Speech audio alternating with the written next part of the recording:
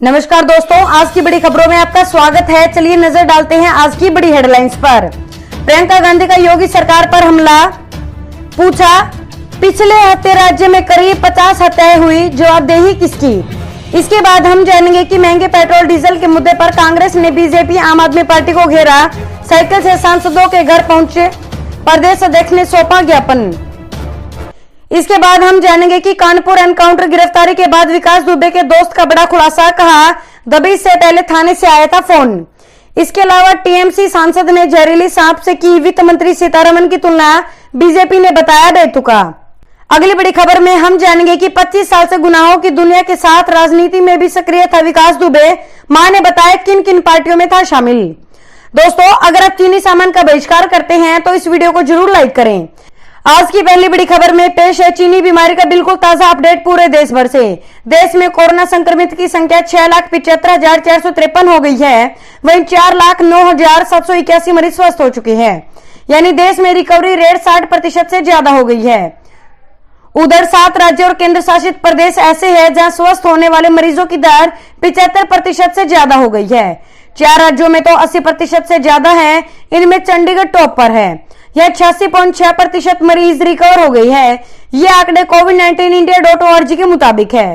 राजधानी दिल्ली के राधा स्वामी सत्संग व्यास परिसर में 10,000 बेड वाले कोविड-19 सेंटर का उपराज्यपाल अनिल बैजल ने रविवार को उद्घाटन किया। इसका नाम सरदार वल्लभ भाई पटेल कोविड केयर सेंटर रखा गया। यह कोरोना के मरीजों के लिए बनाया गया दुनिया का सबसे बड़ा सेंटर है। चलिए बढ़ते हैं अगली खबर की तरफ। प्रियंका गांधी का योगी सरकार पर हमला, पूछा पिछले हफ्ते राज्य में करीब 50 हत्याएं हुई, जवाबदेही किसकी। कांग्रेस महासचिव प्रियंका गांधी ने यूपी की योगी आदित्यनाथ की सरकार पर निशाना साधा है। उन्होंने कहा कि पिछले एक हफ्ते में यूपी में करीब 50 हत्याएं हुई है। आंकड़ों के अनुसार कई अपराधों में यूपी पूरे देश में टॉप पर है, जवाबदेही किसकी है। प्रियंका गांधी ने ट्वीट किया, पिछले एक हफ्ते में उत्तर प्रदेश में करीब 50 हत्याएं हुई है। सीएम के प्रचार में तो यूपी अपराध मुक्त हो चुका है, लेकिन सच्चाई कुछ और ही है। आंकड़ों के अनुसार कई अपराधों में यूपी पूरे देश में टॉप पर है। आज फिर जौनपुर में निरीक्षण सत्या का मामला सामने आया। अब बहुत हुआ, जवाबदेही किसकी है। चलिए जानते हैं अगली बड़ी खबर। गाजियाबाद के मोदी नगर में फैक्ट्री में बड़ा धमाका, 7 लोगों की मौत, राहत और बचाव कार्य जारी। उत्तर प्रदेश में गाजियाबाद जिले के मोदी नगर में बड़ा हादसा हुआ है। मोदी नगर के बखरवा गांव में एक फैक्ट्री में धमाका हुआ है। इस हादसे में मजदूरों समेत 7 लोगों की मौत हो गई है, वहीं कई लोग गंभीर रूप से घायल बताई जा रही है। बताया जा रहा है कि फैक्ट्री में मोमबत्ती बनाने का काम किया जाता है। सीएम योगी ने दिए तत्काल राहत पहुंचाने के निर्देश। गाजियाबाद के जिला मजिस्ट्रेट अजय शंकर पांडे ने मीडिया को इस हादसे के बारे में जानकारी दी है। वहीं यूपी के मुख्यमंत्री योगी आदित्यनाथ ने डीएम और वरिष्ठ पुलिस अधीक्षक को मौके पर पहुंचकर घटना के घायल हुए लोगों को तत्काल राहत पहुंचाने के निर्देश दिए हैं। योगी ने शाम तक रिपोर्ट पेश करने को कहा। मुख्यमंत्री कार्यालय की ओर से बताया गया है कि सीएम योगी ने इस घटना के बाद घटनास्थल की जांच कर आज शाम तक रिपोर्ट प्रस्तुत करने को भी कहा है। कार्यालय ने ट्वीट किया है, सीएम योगी ने घटना में लोगों की मृत्यु पर शोक व्यक्त किया है। उन्होंने मृतकों के शोक संतप्त परिजनों के प्रति संवेदना व्यक्त की है। बात करेंगे आज की अगली बड़ी खबर की। महंगे पेट्रोल डीजल के मुद्दे पर कांग्रेस ने बीजेपी आप को घेरा, साइकिल से सांसदों के घर पहुंचे, प्रदेश अध्यक्ष ने सौंपा ज्ञापन। महंगे पेट्रोल डीजल को लेकर राजधानी दिल्ली में कांग्रेस ने केंद्र की मोदी सरकार और राज्य की केजरीवाल सरकार के खिलाफ मोर्चा खोला हुआ है। पेट्रोल डीजल के दाम घटाकर लोगों को राहत देने की मांग को लेकर रविवार को दिल्ली कांग्रेस के अध्यक्ष अनिल चौधरी साइकिल चलाकर दिल्ली के सांसदों के घर पहुंचे और ज्ञापन दिया। इस दौरान सियासत की एक अलग तस्वीर नजर आई। बीजेपी के सांसद मनोज तिवारी और आम आदमी पार्टी के राज्यसभा सांसद संजय सिंह ने खुद विरोधी दल के नेता से ज्ञापन लिया। मनोज तिवारी ने खुद माना कि महंगे पेट्रोल डीजल से लोग परेशान हैं।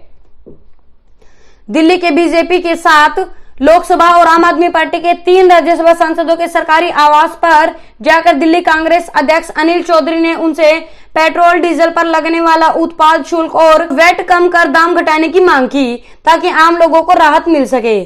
चौधरी ने आरोप लगाया कि एक तरफ केंद्र सरकार ने पिछले दिनों में लगातार 22 दिन पेट्रोल डीजल के दाम बढ़ाए हैं, वहीं दिल्ली सरकार पेट्रोल और डीजल पर अधिकतम 30% वैट वसूल रही है। हालत यह है कि दिल्ली में पेट्रोल के मुकाबले डीजल महंगा है। चलिए जानते हैं अगली बड़ी खबर। कानपुर एनकाउंटर, गिरफ्तारी के बाद विकास दुबे के दोस्त का बड़ा खुलासा, कहा दबिश से पहले थाने से आया था फोन। यूपी पुलिस ने कानपुर देहात में 8 पुलिस वालों की हत्या को अंजाम देने वाले कुख्यात अपराधी विकास दुबे के दोस्त दयाशंकर अग्निहोत्री को गिरफ्तार किया है। पूछताछ में दयाशंकर ने चौंकाने वाला खुलासा किया है। दयाशंकर ने कहा विकास दुबे को पुलिस स्टेशन से एक फोन आया था, जिसके बाद उसने लगभग 25 से 30 लोगों को बुलाया। उसने पुलिसकर्मियों पर गोलियां चलवाई। मुठभेड़ के समय मैं घर के अंदर बंद था, इसलिए मैं कुछ भी नहीं देख सका। कानपुर के कल्याणपुर थाना क्षेत्र में पुलिस से मुठभेड़ के दौरान दयाशंकर के पैर में गोली लग गई। घायल दयाशंकर पर भी 25,000 का इनाम घोषित है। जानकारी के मुताबिक दयाशंकर विकास के साथ घर पर ही रहता था। बात करेंगे आज की अगली बड़ी खबर की। देश में चीन पाकिस्तान से नहीं आएंगे बिजली सप्लाई और नेटवर्क उपकरण, सरकार ने लगाया प्रतिबंध।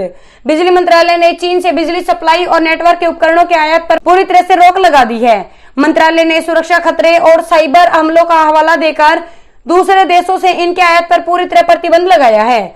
मंत्रालय के मुताबिक पहले के रेफरेंस लिस्ट में शामिल देशों से आयात करने के पहले सरकार की मंजूरी लेनी होगी। अभी सूची में पाकिस्तान और चीन को शामिल कर लिया गया है, यानी अब चीन और पाकिस्तान से बिजली सप्लाई और नेटवर्क के उपकरणों के आयात के लिए सरकार से इजाजत लेनी होगी। साइबर हमले और जासूसी का खतरा।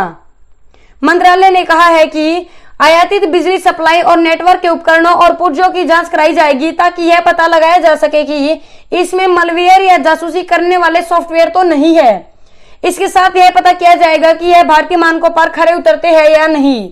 शुक्रवार को एक वर्चुअल कॉन्फ्रेंस के जरिए राज्यों की ऊर्जा मंत्रियों की बैठक की अध्यक्षता करते हुए बिजली मंत्री R.K. सिंह ने कहा कि भारत 71,000 करोड़ रुपए के बिजली उपकरण आयात करता है, जिसमें 21,000 करोड़ के उपकरण चीन से आते हैं। बात करेंगे आज की अगली बड़ी खबर की। कोरोना वायरस से उबरने की दर 21 राज्यों और केंद्र शासित प्रदेशों में राष्ट्रीय औसत से ज्यादा। दिल्ली, गुजरात और उत्तर प्रदेश सहित 21 राज्यों में कोविड-19 से ठीक होने की दर राष्ट्रीय औसत 60.77% की तुलना में ज्यादा है। यह जानकारी रविवार को केंद्रीय स्वास्थ्य मंत्रालय ने दी।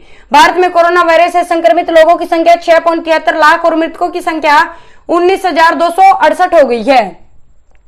संक्रमण से ठीक हो चुके हैं 4 लाख लोग। भारत सरकार की तरफ से राज्यों और केंद्र शासित प्रदेशों के साथ मिलकर कोविड-19 से निपटने के लिए किए गए सामूहिक प्रयास के कारण अभी तक 4,09,082 मरीज ठीक हो चुके हैं। मंत्रालय द्वारा सुबह 8 बजे अपलोड आंकड़े के मुताबिक वर्तमान में देश में कोरोना वायरस से संक्रमित 2,44,814 लोगों का इलाज चल रहा है। चलिए जानते हैं अगली बड़ी खबर। टीएमसी सांसद ने जहरीले सांप से की वित्त मंत्री सीतारमण की तुलना, बीजेपी ने बताया बेतुका। तृणमूल कांग्रेस के सांसद कल्याण बनर्जी ने विवादित टिप्पणी करते हुए वित्त मंत्री निर्मला सीतारमण की तुलना जहरीले सांप से की। इस पर बीजेपी ने तीखी प्रतिक्रिया दी और कहा कि ममता बनर्जी ने अपनी पार्टी के नेताओं से नियंत्रण खो दिया है और वे हताश में बेतुकी बातें कर रहे हैं। बीजेपी ने क्या कहा? प्रदेश अध्यक्ष दिलीप घोष ने दावा किया कि पश्चिम बंगाल की मुख्यमंत्री और तृणमूल की अध्यक्ष ममता बनर्जी का पार्टी के नेताओं पर नियंत्रण नहीं रहा है। उन्होंने कहा तृणमूल में भ्रष्टाचार शीर्ष से लेकर निचले स्तर तक फैल गया है। वे लोग अंदरूनी झगड़े में उलझे हुए हैं और उनमें से कई सत्तारूढ़ दल में बने हालात से ध्यान भटकाने की खातिर बेसिर पैर की बातें कर रहे हैं। घोष ने कहा ऐसी टिप्पणियों को हम अधिक महत्व नहीं देते हैं। वे हताशा में आकर ऐसी बेतुकी बातें कर रहे हैं। चलिए जानते हैं अगली बड़ी खबर। इस्तीफे की बढ़ती मांग के बीच पीएम केपी शर्मा ओली का संकेत, पार्टी में जल्द हो सकता है विभाजन। अपने इस्तीफे के लिए लगातार बढ़ती मांग के बीच नेपाल के प्रधानमंत्री केपी शर्मा ओली ने कहा कि सत्ताधारी कम्युनिस्ट पार्टी गहरे संकट का सामना कर रही है और संकेत दिए कि पार्टी में जल्द विभाजन हो सकता है। मीडिया में आई एक खबर में रविवार को यह जानकारी दी गई।